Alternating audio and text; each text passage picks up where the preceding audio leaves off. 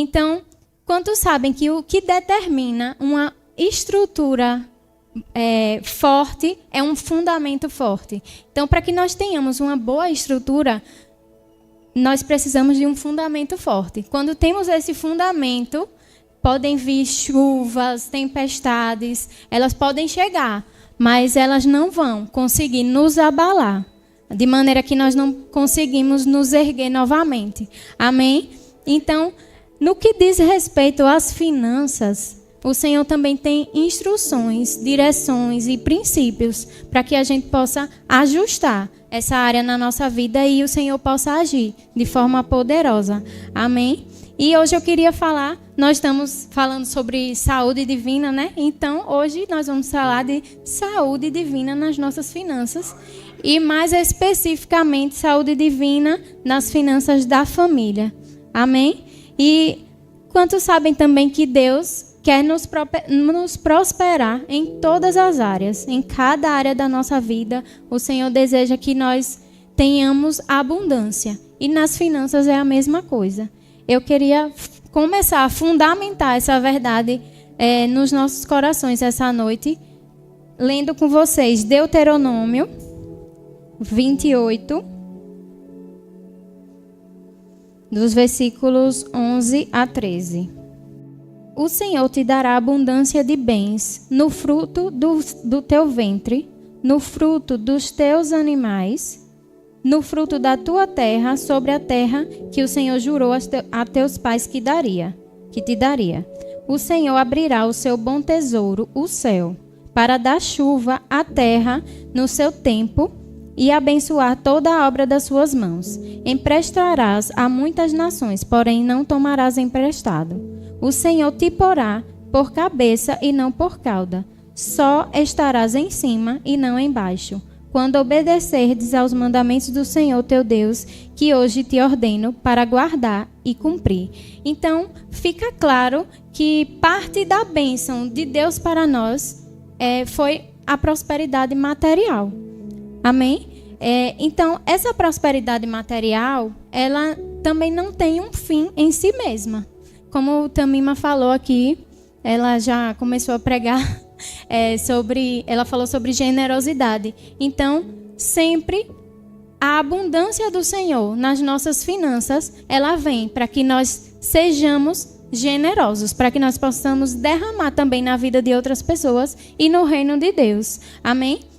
Lá em Gênesis, no capítulo 12, versículo 2, diz assim: farei de você, falando de Abraão, farei de você o pai de uma grande nação, abençoarei você e tornarei o seu nome famoso. E você será uma bênção para muitos. Então, abençoarei você e você será uma bênção para muitos. Esse versículo nos diz duas coisas. Primeiro, a gente recebe e o segundo, a gente dá. Né? A gente recebe essa abundância do Senhor para poder derramar na vida das pessoas, no reino de Deus. Amém? Então, o real objetivo dessa abundância é derramar, é dar para outros também. Amém? Essa prosperidade não vem só para a gente pagar as nossas contas, só para a gente realizar os nossos sonhos materiais, mas ela principalmente tem um fim de sermos generosos. Amém? Então, esse é o objetivo final, sermos uma bênção para outras pessoas e principalmente para o reino de Deus. E eu quero que vocês vão lá, abram comigo, em 2 Coríntios 9, de 8 a 11. Diz assim: Deus pode ajeitar isso para vocês, dando-lhes tudo o que necessitam e ainda mais, para que não só haja o suficiente para as suas próprias necessidades, mas também sobre em abundância para darem prazerosamente aos outros. Como dizem as Escrituras, o homem piedoso dá generosamente aos pobres. As boas obras dele permanecerão para sempre. Porque Deus dá semente para o lavrador plantar, e mais tarde boa produção para colher e gastar. Dará a vocês todas as sementes que vocês precisam. Ele as fará crescer, a fim de que vocês possam colher da sua colheita os frutos da justiça. Sim, Deus lhes dará muito, a fim de que vocês possam dar com generosidade. E quando nós levarmos suas ofertas àqueles que necessitam, a sua generosidade resulte em gratidão e louvor a Deus pela ajuda de vocês. Então, mais claro do que isso, eu nem sei, né?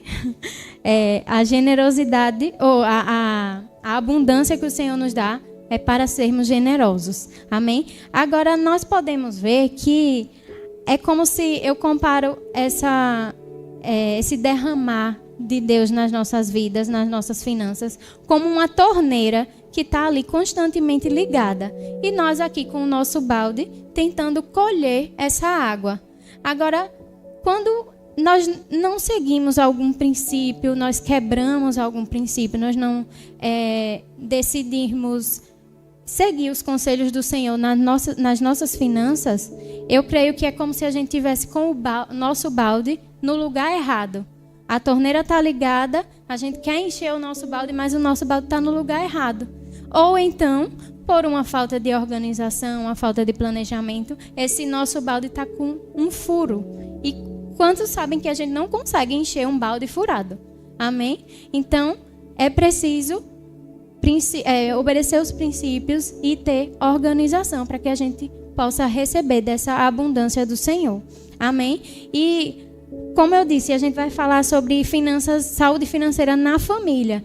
E na família também o Senhor estabeleceu alguns princípios para que a gente possa desfrutar desse derramar do Senhor nas nossas finanças e nas finanças da nossa família. Amém? E hoje eu quero falar sobre duas funções. Uma função do marido e uma função da esposa. Quem é solteiro vai, ter aí uma vacina, mas já vá pegando o caminho, a dica, para organizar suas finanças. Amém? E quando vocês chegarem no casamento, já saber como é que funciona.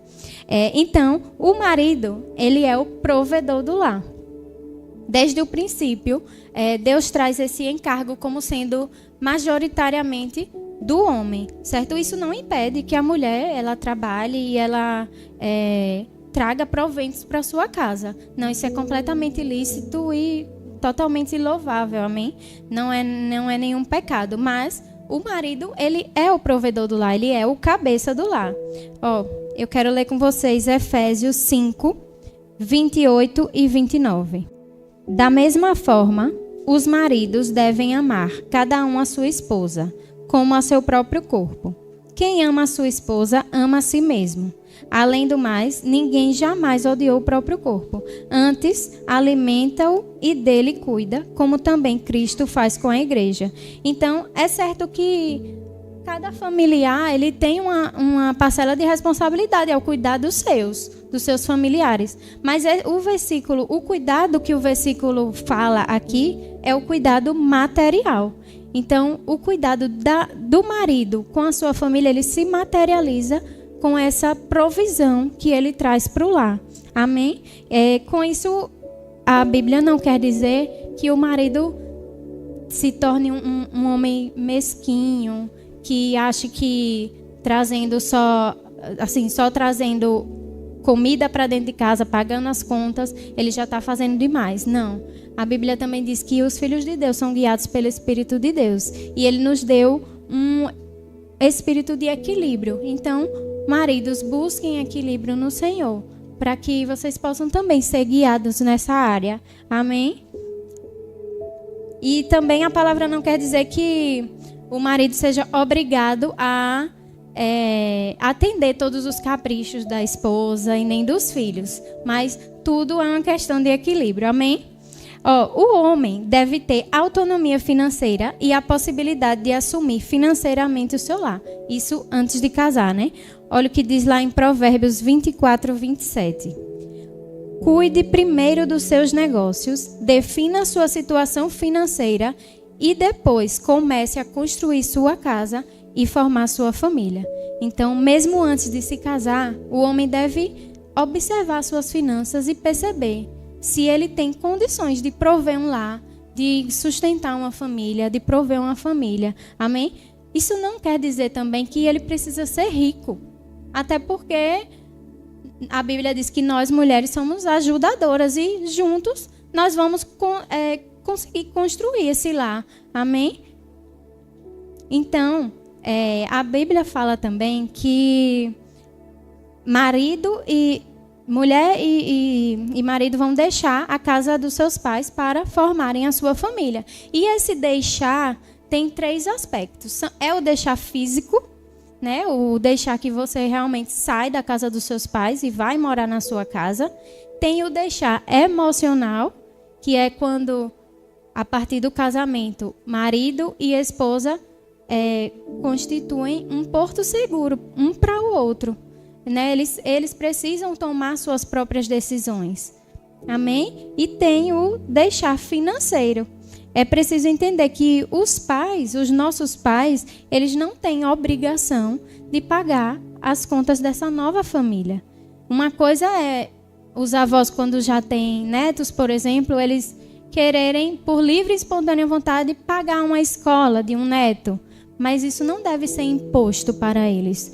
Não deve ser algo que eles são obrigados a fazer. Mas eles têm condições. Mas não importa, né? O novo casal, ele precisa viver dentro de uma situação financeira dentro de um padrão de vida que caiba na sua situação financeira, que caiba no seu orçamento, certo? E não continuar sendo um peso para os seus pais. Amém? Então, para concluir, o cuidado do marido, o cuidado que o marido deve ter com a sua família, ele se materializa no ato dele prover o seu lar. Amém? Agora, maridos podem relaxar, a gente vai falar da esposa agora. Então, a função que eu gostaria de falar hoje sobre a esposa é que ela é a administradora do lar. O marido é o provedor, ele traz provisão, né? E a esposa, ela é a administradora. Então, esse é o padrão bíblico da gestão do lar. Não que um não possa fazer também, não possa... Não, é tudo um conjunto. Mas, majoritariamente, vocês estão entendendo que o marido é provedor e a mulher é administradora. Então, isso fica claro ao longo das Escrituras, quando a gente estuda e diz assim, que as mulheres cuidavam dos filhos e da casa, enquanto o marido saía para trabalhar e trazia provisão. E a gente pode ver também que esses papéis, eles sempre andaram em parceria. Sempre andaram em conjunto. Por exemplo, o marido saía para caçar e quando chegava em casa, a esposa preparava aquele alimento para suprir a família. O marido plantava, a esposa colhia e também preparava esse alimento. O marido cuidava do rebanho, né, dos animais, e a esposa fazia ordenha e a tosquia dos animais, né, que é a tosa, a atual tosa dos animais, para fazer casacos para sua família. Amém? Então, a gente pode ver que é um padrão que o Senhor estabeleceu e eles sempre andaram em parceria, marido e esposa. Eu sei que o mundo mudou, as coisas mudaram, as mulheres entraram no mercado de trabalho, né? Também saíram para trabalhar.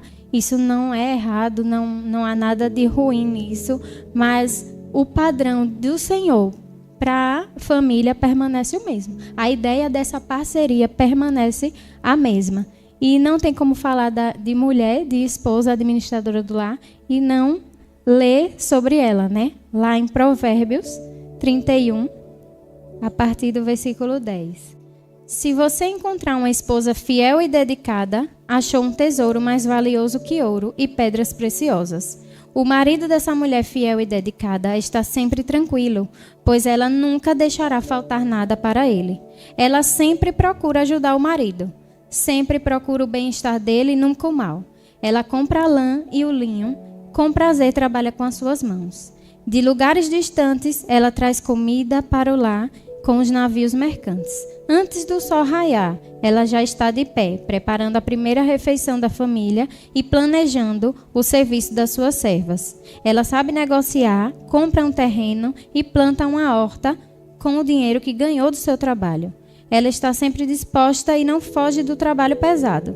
Ela sabe que seu trabalho ajuda a sustentar a família e trabalha até altas horas da noite. Com a agulha e a linha, ela faz roupas e ajuda os pobres e necessitados. Quando chega o inverno, ela não precisa se preocupar porque já preparou roupas quentes para toda a família. Ela mesma faz cobertas e seus vestidos são de linho fino e púrpura. Seu marido é conhecido e respeitado em sua cidade. Será eleito para cargos importantes da sua terra. Ela faz roupas de linho e as vende. E fornece cintos para os comerciantes. Suas grandes virtudes são energia e honra. Ela não se preocupa com o futuro. Fala com sabedoria e ensina e corrige com amor. Ela cuida muito bem da sua casa e nunca dá lugar à preguiça. Então, essas palavras de Provérbios deixam claro o quanto o Senhor incentiva que as mulheres sejam boas donas de casa, boas administradoras do seu lar. Aqui deixa claro também que essa mulher ela está atenta às demandas do seu lar, da sua família, dos seus filhos. Ela acompanha, né, as demandas dele, acompanha o desenvolvimento escolar, procura sempre estar ajudando seu marido. Podemos perceber que ela é uma mulher generosa. E se você ler mais um pouco, você vê que ela coloca Deus acima de todas as coisas. Então, esse encargo de administração, ele recai mais para a mulher, né? Sobre a esposa. Então, economizar é muito mais do que você simplesmente cortar gastos. Economizar não é só isso, mas é fazer o dinheiro render, é fazer aqueles recursos renderem, é otimizar os recursos que chegam à sua casa. E eu creio, mulheres aqui, que o Senhor nos deu uma graça especial para isso. Eu creio que há uma graça disponível para que nós sejamos boas administradoras do nosso lar, para que nós possamos fazer render o dinheiro da nossa família. Amém? Então, a internet, ela tá cheia, a gente vê assim, a internet é uma coisa ruim, né? Tem muita coisa ruim na internet, mas, gente, a internet também tem muita coisa boa. Se você for com essa intenção, a internet tem muita coisa boa. E estudando para essa administração, meu Deus, eu acho que o meu marido nem aguenta mais. Eu falar de economia, de renda extra, investimento. Então, a internet está cheia de conteúdo bacana, legal. Por exemplo, para você otimizar produtos de limpeza, para você fazer cardápios semanais para sua casa, para você não desperdiçar, sabe? Você fazer lista para que você vá no supermercado e você não compre por impulso, que você não desperdice o seu dinheiro. Amém? Então, busque conhecimento. O Espírito Santo vai pegar esse conhecimento que você foi buscar e ele vai trazer a sua memória, ele vai otimizar esse conhecimento para que você possa exercer ele e ver a abundância nas suas finanças também. Amém? Então, nós podemos concluir com essas duas funções, o marido como provedor e a mulher como administradora, que gerar recursos é diferente de gerenciar recursos. Às vezes a pessoa que traz o recurso para casa, ela não é tão boa em gerenciar esse recurso, em gerir, fazer a gestão dele. Mas o Senhor nos deu a capacidade, como mulher, de fazer essa gestão, essa boa gestão do nosso recurso. Amém? Então, e para entrar mesmo na administração hoje, eu trouxe aqui para a gente 5 passos para a organização financeira. E para isso vamos fundamentar essa verdade, a nossa organização financeira, lendo Lucas, capítulo 14, dos versículos 28 a 29. Se você ler o contexto, é Jesus falando, ele fala sobre ser discípulo dele. Mas a gente pode utilizar também esse versículo para trazer para as finanças. E diz assim: pois qual de vós, querendo edificar uma torre, não se assenta antes para fazer as contas dos gastos, para ver se tem condições de concluí-la? Para que não aconteça depois de lançar os alicerces e não podendo concluir a obra, todos os que a virem começarem a zombar dele, dizendo: este homem começou a edificar e não pôde concluir. Então, esse é o primeiro passo para a organização financeira. Fazer um planejamento, certo? Não tem como você se organizar financeiramente se você não está sabendo quanto você ganha, quanto você gasta, o que está talvez minando esse orçamento. Você tem que ser organizado. Dá trabalho? Dá trabalho. Mas nada que vem fácil, né, tem um bom resultado. Então, isso dá trabalho, mas a gente é capaz. Amém? O Espírito Santo, ele nos ajuda em todas as coisas. Então, planejar, tomar conhecimento de como estão as suas finanças é muito importante. Porque às vezes a pessoa nem sabe. Vai vivendo. Tem um livro chamado Pai Rico, Pai Pobre. Não sei se vocês conhecem, mas ele fala de uma roda, aquela roda que os hamsters, aqueles ratinhos ficam ali se exercitando. Ele fala que uma pessoa que vive para pagar boletos é como se ela estivesse ali. Você está ali gerando recursos e você só está pagando boleto, certo? E eu creio que essa não é a vontade de Deus para as nossas vidas e para as nossas finanças. Então, a principal coisa para fazer é o planejamento financeiro. Sem um plano, sem um planejamento, qualquer coisa vai tirar você do foco. Qualquer coisa mesmo. Você vai comprar pão na padaria e aí você sai de lá com pão, com bolo, com queijo, com manteiga. Aí você chega em casa, eita, mas tinha aqui a manteiga, tinha aqui queijo. É assim ou é só comigo que acontece? Acontecia, né? Amém. Acontecia. Mas entendem que quando a gente não tem foco, qualquer coisa você vai passando, vai pegando. Às vezes você nem sabe o valor e você, isso aqui deve ser bom, vou comprar. Mas aquilo não estava no seu planejamento. Entende como a gente ter um planejamento, um foco é importante? Então, como é que a gente faz esse planejamento? Como é que a gente começa a fazer ele, né? Primeiro de tudo, eu nem sei por onde começar se não for por isso. Separe as primícias para Deus. E aí entra aquele princípio da generosidade, né? Que eu falei no início. Separe as primícias para Deus. Isso aqui daria só um culto, né, pastor? Um culto aqui só para isso, mas eu não posso me aprofundar muito porque o tempo não permite. Mas a primeira coisa que nós fazemos no nosso planejamento é isso, separar as primícias para o Senhor. A segunda coisa é, se você tem dívidas, priorize parte do seu orçamento para pagar essas dívidas o mais rápido possível, né? Sem quitar as dívidas, você não tem como fazer outras coisas. Porque como é que, por exemplo, você vai conseguir investir se você ainda tem dívidas? Né? É como se o balde tivesse furado, sabe? Então, priorize parte do seu orçamento para quitar essas dívidas o mais rápido que você conseguir.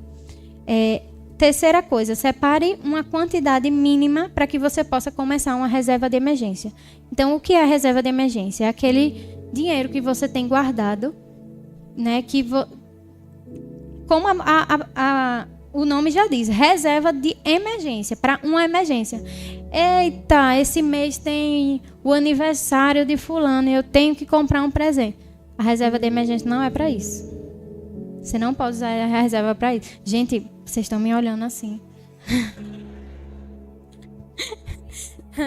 Eu disse para a Túlia, eu disse, meu Deus, será que as pessoas vão continuar me amando depois? Então, reserva de emergência é para uma emergência. Por exemplo, sua geladeira queimou. A família pode ficar sem geladeira? Não. Então, a reserva vai para isso. Amém? Um cano estourou na sua casa. Reserva de emergência. Se você não tem essa reserva, se você não consegue juntar isso, esse montante para essas coisas, quando acontecerem, você vai fazer o quê? Cheque especial, empréstimo, né? Você vai se endividar por causa disso. E você tem dessa reserva, você já tem essa tranquilidade. Você já vai poder dormir tranquila e, né? Não, se alguma coisa acontecer, mas você está pensando no ruim. Gente, essas coisas acontecem. Não é porque, é o diabo, não, acontece. A casa precisa de manutenção. Se você tem um carro, precisa de manutenção. Então, essa reserva vai para isso. Amém? E quarto e último e não menos importante, né? Não faça novas dívidas. Pagou as dívidas, não façam novas dívidas. Permaneçam, né, sem dívidas. Amém? O segundo passo para a organização financeira é manter-se no planejamento proposto. Vamos lá em Provérbios 21, 5. E aqui eu te incentivo. Leiam Provérbios. A Bíblia fala mais de finanças do que a gente possa imaginar. Amém? E Provérbios principalmente. Eu estava estudando também e eu disse, bem, qual é o seu livro preferido da Bíblia? Ele, Provérbios. Aí eu, tá. Então, Provérbios 21, 5. Quem planeja com cuidado tem fartura, mas o apressado acaba passando necessidade. Eu coloquei esse versículo porque manter-se no planejamento, ele exige paciência. Sabe, não é da noite para o dia que você vai conseguir ver os resultados positivos da organização que você está fazendo. Né? Não é da noite para o dia, não é rápido. Você precisa ter perseverança naquele planejamento, ter foco, não, sabe, qualquer coisa não pode tirar você daquele objetivo. Então, mantenha-se nesse planejamento, não tenha pressa de ver esses resultados. É como se a gente fizesse a gente sabe, né, que aquelas dietas que prometem resultados rápidos, elas não são boas. Rapidamente você vai conseguir recuperar aqueles quilos que você eventualmente tenha perdido. Então, assim também com o planejamento financeiro e com o enriquecimento. Essas propostas aí de enriquecimento rápido, desconfie. Não existe enriquecimento rápido. Enriquecimento só se você ganhar uma herança. Mas você não vai passar a sua vida aguardando isso, né? Nem saber se tem. Então, e outra coisa. Ah, não, mas a vida é uma só. Amanhã eu nem sei se eu vou estar vivo. Acorda vivo e cheio de dívida. Se não conseguir ter um planejamento, certo? Então, mantenha-se nesse planejamento. Gente, me amem. Mantenha-se nesse planejamento, planeje bem, saiba as prioridades da sua família. Eu não posso fazer um planejamento por você dizer aqui, você tem que gastar tanto com isso, tanto com isso. Não, cada família tem uma prioridade, cada pessoa também, quem é solteiro, né, tem suas prioridades, tem suas particularidades. Então, sente um tempo e faça isso. É segurança para você. Amém? Então, como eu estou falando de marido e esposa, é importante que esse planejamento seja feito juntamente os dois, né? Contribuindo para que esse planejamento saia, para que esse planejamento seja feito. Por exemplo, tem coisas que o marido não sabe, mas que a esposa acha que e realmente é necessário que esteja no planejamento. E nós, esposas, a mesma coisa. Não sabemos que certas coisas são importantes que estejam no planejamento. Por exemplo, né, uma família que tem carro, aí às vezes eu fico, meu Deus do céu, troca de sei lá o que, óleo, sei o que. A gente não sabe que isso é importante que esteja no planejamento. Então, por isso essa parceria tem que ser feita em conjunto. Amém? Então, tenha paciência e persevere no seu planejamento. Terceiro passo. Meu Deus. Não gaste mais do que você ganha. Não gaste mais do que você ganha. E vamos fundamentar com Provérbios 21, 20. Provérbios 21, 20. Quem não trouxe a Bíblia, anota para em casa ler, tá bom? O homem sensato tem o suficiente para viver na riqueza e na fartura, mas o insensato não, porque gasta tudo o que ganha. Então, se você gasta tudo o que você ganha, o futuro é certo, é dívida. Não tem como você... até porque também a gente conversando, eu disse, como é que gasta tudo o que ganha? E aí eu cheguei numa conclusão. Cartão de crédito. A gente só pode gastar tudo que ganha com cartão de crédito. Ou assim, quando eu vim morar em Buquim, interior tem essas facilidades. Por exemplo, tem pessoas que vendem coisas e você realmente não precisa do cartão de crédito para você gastar mais do que você ganha, certo? É só você dizer: fulana, estou precisando aqui de um perfume, você traz aqui para mim? E aí a pessoa traz e você não poderia comprar aquele perfume, mas você comprou, porque assim, né? Tem essa facilidade. Então, isso também entra na... gastar mais do que você ganha sem cartão de crédito, né? No interior eu vi que essa era uma possibilidade. Então, dívida é o caminho para isso, para quem gasta mais do que ganha. Cuidado com o cartão de crédito, né? Se você conta com o limite do cartão como se fosse uma extensão do seu salário, tem alguma coisa de errado aí. Se você ganha 2.000, seu limite é 500, seu salário não é 2.500, seu salário continua sendo 2.000. Amém? Então, não use o cartão para comprar o que você não pode. Eu quero comprar uma Bíblia aqui no Verbo Shop e ela custa R$170. Não, aí pode, né?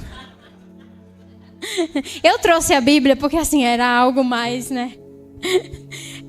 Então, você quer comprar essa Bíblia, ela custa R$170. Não tenho esse dinheiro, mas tenho o cartão. Então, você não pode comprar. É melhor você fazer o antecipamento dessa economia e comprar quando você tiver. Gente, isso aqui eu estou falando de uma pessoa que ainda não tem a organização financeira, ok? Então, é melhor você antecipar a sua economia e comprar só quando você realmente tivesse dinheiro. Até a resposta, sabe, para o seu cérebro, aquela coisa de satisfação. Eu tenho certeza que é muito maior quando você paga do que quando você rapidamente atende aquele seu desejo, aquela coisa que você acha que é a sua necessidade, né? Então, se você não tem o dinheiro, não compre. Cartão de crédito não é opção para isso. E não tenha inúmeros cartões de crédito. Tem um cartão de 500 de limite. Eita, apareceu uma coisa assim para comprar. Mas aquele cartão não tem. Ah, mas tem aquele outro que está lá na minha gaveta. Vou ativar ele e vou comprar, né? E aí, já era. Mais uma dívida. E você vê que é uma bola de neve. Uma bola de neve, você não sabe, perde completamente o controle. Se com um cartão é fácil perder o controle, imagina com vários, né? Aqui também a gente não tem aquelas lojas de departamento, C&A, Renner, mas cada uma delas oferece um cartão de crédito para você. E, meu Deus do céu, aquilo ali é...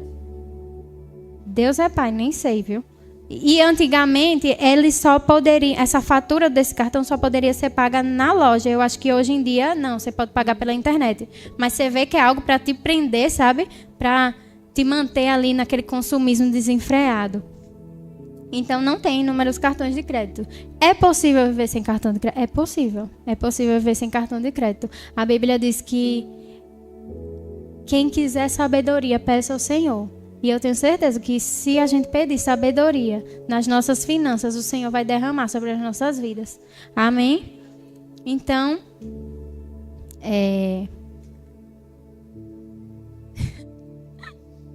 meu Deus do céu, vocês me amem. Tanto para cuidar das nossas finanças como para usar o cartão de crédito, é preciso sabedoria. E agora eu vou passar para o próximo passo, que é o quarto, e é viva um degrau abaixo. Quem já assistiu o vídeo de finanças aí deve ter escutado bastante isso. E vamos fundamentar esse quarto passo, viva um degrau abaixo, com Eclesiastes 9:12. Ninguém é capaz de prever quando virão os tempos difíceis. Como o peixe na rede ou pássaro na armadilha, as pessoas se encontram em calamidade de modo repentino. Então, ninguém é capaz de prever quando virão os tempos difíceis. Se você não vive um degrau abaixo do que você pode viver, em algum momento você vai ter que fazer isso. Ou seja, eu associei com quando a calamidade chegar. Quando a calamidade chegar, você vai ter que dar um passo para trás e viver um degrau abaixo. Então, por que não fazer isso agora, que você ainda está com controle das suas finanças? Viva um degrau abaixo, tenha uma vida simples. Se você ganha 2.000 e você gasta 2.000, você nunca vai ter saúde financeira. E existem pessoas, você pensa, mas quando eu ganhar 50 mil eu vou ficar tranquilo e vou poder viver. Não. Eu assistindo também os inúmeros vídeos que eu assisti, uma pessoa deu esse exemplo. Ele disse que estava com um casal de mais ou menos uma faixa etária de 35 a 40 anos e juntos eles ganhavam uma média de 70 mil reais. E aí ele falou assim, fazendo planejamento, aí a esposa virou para ele e disse, mas a gente não tem mais nada no que cortar, não tem mais nenhuma despesa para cortar. Gente, 70 mil reais, não tem nenhuma despesa para cortar? Não é possível. Então, você vê que a riqueza, ela não está associada ao quanto você ganha, mas mais ainda ao quanto você gasta. Você ganhar mais é bom? É bom, porque você vai enriquecer mais rápido, claro. Mas o quanto você gasta é tão importante quanto o quanto você ganha. Amém? Então, tenha uma vida simples, amolde o seu estilo de vida para se encaixar nessa maneira simples de viver. A gente fala muito sobre dar esse exemplo, né, sobre o requeijão. Por exemplo, você está ali no requeijão Nativille, aí ganha um pouquinho mais. Tipo, ganho 2.000 reais, passo a ganhar 2.300. E aí, não, agora eu vou comer o requeijão Danone. Se você estava bem com o Nativille, para que você quer o requeijão Danone? Não tem sentido. Viva um degrau abaixo, é isso. Sabe? É você se manter ali, é você se organizar, é você ter sua reserva de emergência, você poder fazer um investimento para que o seu dinheiro possa render. Amém? Então, se seu foco está mais em realizar os seus desejos do que em aumentar a sua renda, então tem alguma coisa errada. Você precisa mudar a sua mentalidade, certo? Você não pode realizar os seus desejos de forma imediata. Faça esse sacrifício, sabe? Faça essa organização na sua mente. Amém? Faça cortes se necessário. Todo mundo tem gasto no orçamento que podem ser cortados, pelo menos por um momento, até você se organizar para poder desfrutar com mais tranquilidade desse benefício no futuro. Amém? Então, há quem diga que padrão de vida é inimigo da riqueza. E teve uma frase que também eu vi que uma pequena fenda é capaz de afundar uma grande embarcação. Então, essa história do requeijão é para que a gente tenha em mente que esses pequenos gastos, eles podem minar o orçamento. É um lanche, é só 10 reais, 15 reais, é um bolo. Aquele bolo da padaria que, tá tão baratinho, né? 7 reais. Mas no final das contas, quando você pega para fechar o seu mês e você soma aqueles pequenos gastos, é como se eles fossem o furo no seu balde. Eles podem estar minando todo o seu dinheiro. E você pensa, mas, meu Deus, isso nem era necessário realmente. Mas é quando a gente está distraído, a gente faz isso, sabe? Quando a gente não tem um foco, a gente faz isso. Então, tenha consciência das suas finanças, certo? Então, quite suas dívidas, monte uma reserva. Se não tem mais onde cortar, então é hora de fazer uma renda extra. Eu encontrei várias maneiras de você fazer renda extra na internet, né? Use seu talento. Se você sabe fazer bolo, faça bolo. Eu, assistindo também os vídeos, teve o exemplo de uma menina, uma moça que no trabalho mesmo, ela fazia os brigadeiros e deixava na sua mesa de trabalho.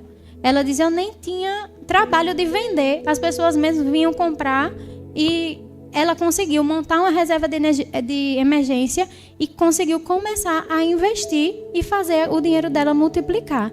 Amém? Então, se seu salário realmente já é reduzido e todos os seus gastos são para gastos necessários, gastos fixos, essenciais, então comece a fazer uma renda extra. Use o seu talento para isso. Deus nos deu talentos para isso. Amém? E como é que você vai conseguir ser generoso se as suas finanças não estão dando nem para suprir as suas necessidades, quanto mais para você dar para os outros. Então eu creio que o Senhor, quando a gente determina, não, eu vou ajeitar minhas finanças, eu vou consertar isso, eu vou fazer uma renda extra, eu tenho certeza que o Senhor vai dar sabedoria, vai derramar graça, força necessária para que a gente possa adquirir mais recursos. Amém? Então, quite suas dívidas, monte uma reserva, faça renda extra e comece a investir. Aí isso daqui também dava outra ministração. Por quê? Eita leque, viu? Para você investir, tem bastante coisa aí, muita coisa para aprender. Eu comecei a estudar e assim, como eu digo, a internet ela não só vai te orientar a organizar as finanças, mas ela vai, sabe, te incentivar, vai fazer você querer fazer isso, sabe? Não, eu quero fazer isso, eu quero ajeitar minhas finanças. Amém? E o quinto passo, e também não menos importante, talvez por nível de importância ele poderia estar até no primeiro lugar, que é faça sacrifícios. Eu sei que todos nós temos uma vida corrida, temos talvez uma vida até estressante, muito trabalho, cobrança e tal, mas não caia naquele, não, eu mereço. Eu mereço. Uma quarta-feira eu mereço ir comer sushi, porque sim, porque eu mereço. Eu trabalhei para isso, eu mereço. Eu quero comer esse sushi. No final de semana vai passear? Não, eu vou comprar essa bolsa. Não, eu mereço, eu trabalho para isso. Eu mereço, eu vou querer isso, não importa. Isso também é falta de foco. Se você não sabe onde você quer chegar, alguém já disse, né? Se você não sabe onde você quer chegar, qualquer caminho serve. Então, mas quando você tem foco, não. Aquela bolsa vai aparecer, o sushi vai aparecer, mas você vai dizer, não, mas eu tenho um foco. Ter essa meta é importante. Na sua cabeça, se você disser assim, não, eu vou economizar porque sim, porque eu quero economizar. Isso não dá certo. Faça metas, escreva. A psicologia aí já diz que quando você anota coisas no papel mesmo, sem ser no celular, a sua mente traz aquilo como algo a ser feito, é algo que tem que ser feito. Quando você anota alguma coisa, suas metas, principalmente até diz que com caneta azul é que o seu cérebro associa como aquilo ali tem que ser feito. Então, faça isso, faça metas. Se você não tiver meta, qualquer coisa vai te tirar do seu foco, do seu caminho. Então, nessa questão do eu mereço, não, eu mereço, vou comer o sushi. E aí você vai comer o sushi. Será mesmo que você vai desfrutar daquele sushi, sabendo que você está cheio de dívida, assim, querendo quitar suas dívidas, está querendo organizar a sua vida financeira? Você vai realmente desfrutar daquele momento de maneira plena? Ou você poderia desfrutar dele um pouquinho mais na frente? Gente, eu não estou falando de anos, não. Eu vi exemplos na internet de gente que... dívidas assim, sei lá, 10 mil reais em 4 meses conseguiram quitar porque decidiram se organizar, sabe? Então, já que às vezes a gente pensa, não, amanhã nem sei se eu vou estar vivo, e aí acorda vivo e cheio de dívida, porque a gente não pensa, não, amanhã nem sei se eu vou estar vivo, mas mesmo assim eu quero me organizar hoje.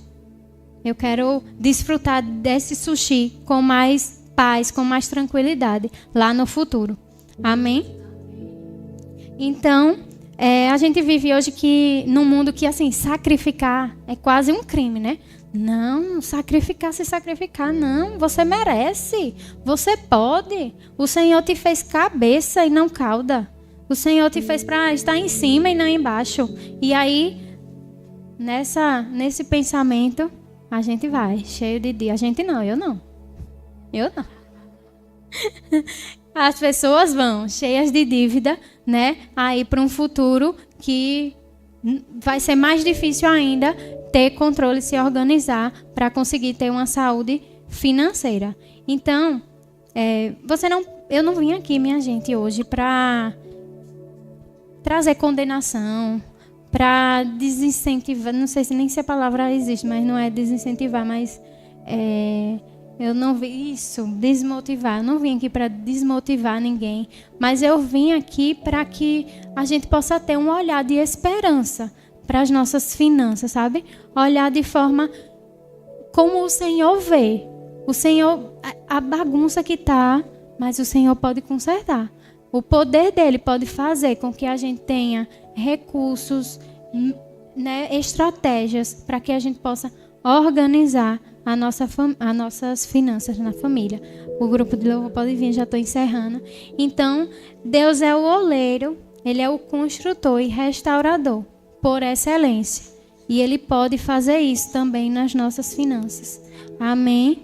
Creia que Ele é o Salvador, Ele é fiel. Ele é fiel para nos levar a uma prosperidade financeira, para que a gente possa transbordar e abençoar outras pessoas, abençoar o reino de Deus. Sabe que pessoas não são salvas por dinheiro, não, mas o seu dinheiro pode salvar.